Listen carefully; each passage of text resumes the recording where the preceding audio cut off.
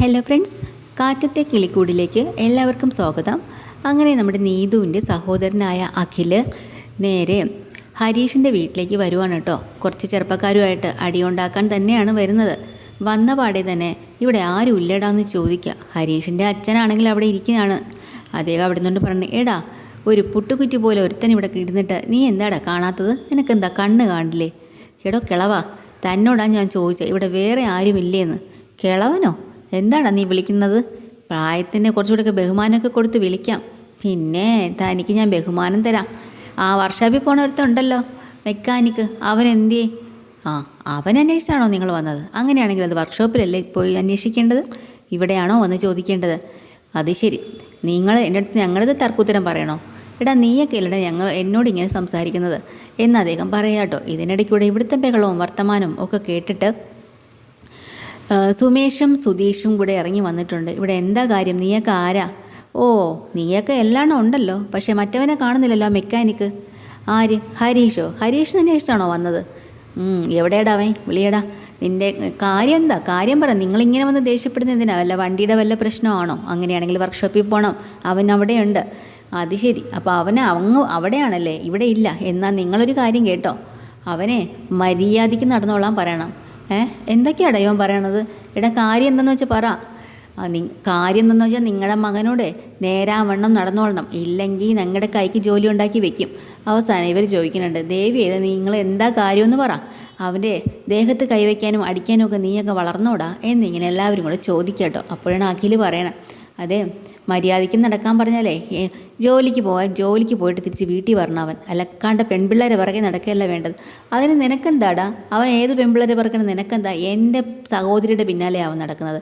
അവൻ അത് ശരി, അപ്പം നീതുവിൻ്റെ സഹോദരനാണോ? അത് ആദ്യമേ പറയണ്ടായിരുന്നു എന്ന് സുധീഷ് ചോദിക്കാട്ടോ. പറഞ്ഞാൽ നീ എന്തു ചെയ്യും?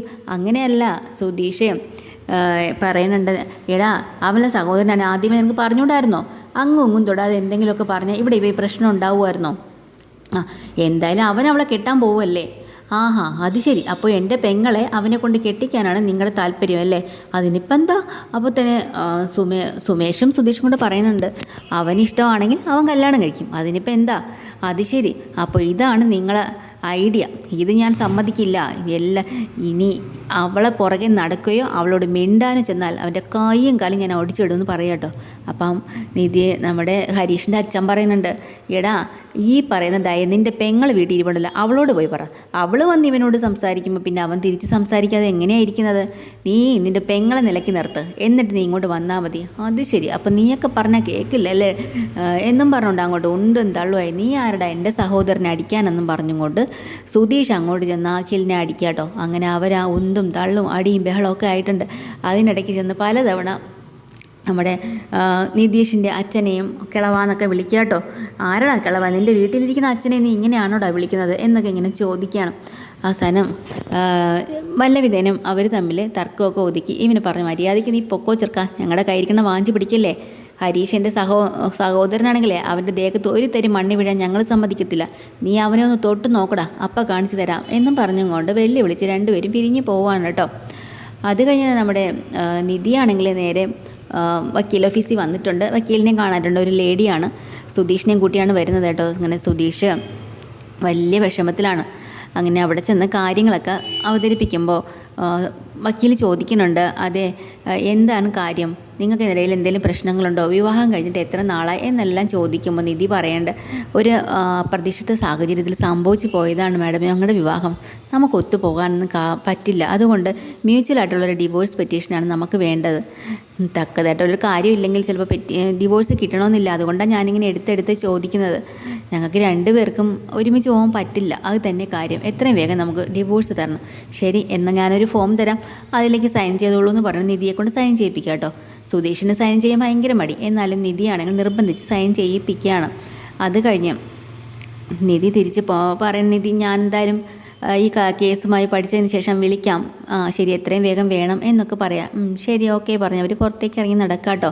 നടന്നിങ്ങനെ പോകുന്ന സമയത്താണ് ഒരു യൂട്യൂബ് ചാനലിൽ അവരിങ്ങനെ ജസ്റ്റ് കപ്പിൾസിനെ കുറിച്ചൊക്കെ ഒരു ഇൻ്റർവ്യൂവും വെറുതെ ഇങ്ങനെ എന്തെങ്കിലുമൊക്കെ ചോദ്യങ്ങൾ ചോദിക്കാനും അവരുടെ ആ ഒരു ഐക്യത്തിനെ കുറിച്ച് അങ്ങനെ ഒരു ചാനലാണ് നീലക്കുയിൽ. അവരിങ്ങനെ വരുന്നത് ഇവരെ കാണുകയാണ് കേട്ടോ. അങ്ങനെ സുധീഷിനെയും നിധീനെയും പണ്ട് പരിചയപ്പെടുവാണ്. രണ്ടുപേരും കപ്പിൾസ് ആണെന്ന് മനസ്സിലാക്കുകയാണ്. അങ്ങനെ ചില ചോദ്യങ്ങൾ ചോദിക്കാൻ പോകുമ്പോൾ നിധി അതിന് തയ്യാറാവുന്നില്ല. പക്ഷേ അവരത് നിർബന്ധിക്കുക കേട്ടോ, മാഡം പേടിക്കൊന്നും വേണ്ട, ധൈര്യമായിട്ടിരിക്കാൻ. അങ്ങനെ സുധീഷിൻ്റെ അടുത്ത് ഒരുപാട് ചോദ്യങ്ങൾ നിധിയെക്കുറിച്ച് ചോദിക്കുകയാണ്. നിധിക്ക് ഇഷ്ടമുള്ള കളർ ഏതാണ്, നിധിക്ക് ഇഷ്ടമുള്ള ഭക്ഷണം ഏതാണ്, നിധിക്ക് പോകാൻ സ്ഥലം എവിടെയാണ് പോകാൻ ഇഷ്ടമുള്ള സ്ഥലം, അങ്ങനെയുള്ള കുറേ കാര്യങ്ങൾ ചോദിക്കുക കേട്ടോ. ഇഷ്ടമുള്ള സിനിമാ നടൻ ആരാണ്, ഇഷ്ടമുള്ള സിനിമ ഏതാണെന്നൊക്കെ നിധിയെക്കുറിച്ച് സുധീഷിനോട് ചോദിക്കുക. അപ്പോൾ സുധീഷ് എല്ലാം കൃത്യമായിട്ടുള്ള ഉത്തരം പറയുകയാണ്. അപ്പം നിധിയാണെങ്കിൽ ചോദിക്കണം, നിങ്ങൾക്ക് ഇതെല്ലാം എങ്ങനെ അറിയാം? പിന്നെ എൻ്റെ വൈഫിൻ്റെ കാര്യത്തെക്കുറിച്ച് എനിക്ക് അറിയണ്ടേ എന്നിങ്ങനെ അവരോട് പറയാം കേട്ടോ. തിരിച്ച് നിധിയോട് ചോദിക്കുന്നുണ്ട് സുധീഷിൻ്റെ കാര്യങ്ങളൊക്കെ ഇതേപോലെ. പക്ഷേ നിധിക്കെല്ലാം തെറ്റിപ്പോവാണ് കേട്ടോ. എന്നാലും അതെല്ലാം നമ്മൾ സുധീഷ് അഡ്ജസ്റ്റ് ചെയ്ത് മുന്നോട്ട് കൊണ്ടുപോകാം. എന്നാലും രണ്ടുപേരും നല്ല രീതിയിൽ അഡ്ജസ്റ്റ് ചെയ്ത് കൊണ്ടുപോകുന്നുണ്ട് കേട്ടോ. അപ്പോൾ അതിൻ്റെ പേരിൽ അവർക്കൊരു ബൊക്കെയൊക്കെ കൊടുത്ത് സ്വീകരിച്ച് സന്തോഷിപ്പിച്ചാണ് ആ ചാനലുകാർ വിടുന്നത്. പോയി കഴിയുമ്പോൾ തന്നെ സുധീഷിനോട് നിധി ചോദിക്കുകയാണ്, അതെ സുധീഷിന് എങ്ങനെ എൻ്റെ കാര്യങ്ങളൊക്കെ ഇത്ര കൃത്യമായിട്ട് അറിയാം? കുറേ കാലമായിട്ട് നിധി ഞങ്ങളുടെ വീട്ടിലല്ലേ, അപ്പോൾ നിധിയുടെ കാര്യങ്ങളൊക്കെ എനിക്കറിയാതിരിക്കുമോ? അങ്ങനെയാണെങ്കിൽ എനിക്ക് സുധീഷിൻ്റെ കാര്യങ്ങളൊന്നും അറിയത്തില്ലല്ലോ. അതിപ്പോൾ എൻ്റെ തെറ്റില്ലല്ലോ, ഞാൻ എന്ത് ചെയ്യാനാ? നമ്മൾ തമ്മിൽ അങ്ങനെയുള്ള ഹസ്ബൻഡ് ആൻഡ് വൈഫ് എന്നുള്ള റിലേഷൻഷിപ്പ് അങ്ങനെയൊന്നും ഇല്ലല്ലോ. മണ്ടന്മാർ അവരത് വിശ്വസിച്ച് പോയല്ലോ എന്ന് നിധി പറയാട്ടോ. അങ്ങനെയാണെങ്കിൽ നിധി നമുക്ക് അവരോട് പോയി പറയാം, നമ്മൾ ഡിവോഴ്സിന് നോട്ടീസ് കൊടുത്തൊക്കെയാണെന്ന് പറയട്ടെ. അയ്യോ അതൊന്നും പറയണ്ട, എന്തിനാ അങ്ങനെയൊക്കെ പറയണേ? അത് നമ്മൾ മാത്രം അറിഞ്ഞാൽ മതി, നാട്ടുകാരെയൊക്കെ അറിയിക്കണോ? അതിൻ്റെ ആവശ്യമൊന്നുമില്ല. അങ്ങനെ ചാനലുകാർ ഇവർ ഹസ്ബൻഡ് ആൻഡ് വൈഫാണെന്നുള്ള രീതിയിൽ ഇതൊക്കെ ഷൂട്ട് ചെയ്ത് എടുത്തുകൊണ്ട് പോയിട്ടുണ്ട് കേട്ടോ. അങ്ങനെ ഇതൊക്കെ തന്നെയാണ് എപ്പിസോഡ്. ഡീറ്റെയിൽഡ് എപ്പിസോഡ് വീണ്ടും വരാം. ചാനൽ ഇഷ്ടമല്ല ലൈക്ക് ചെയ്യുക, സബ്സ്ക്രൈബ് ചെയ്യുക. Thank you.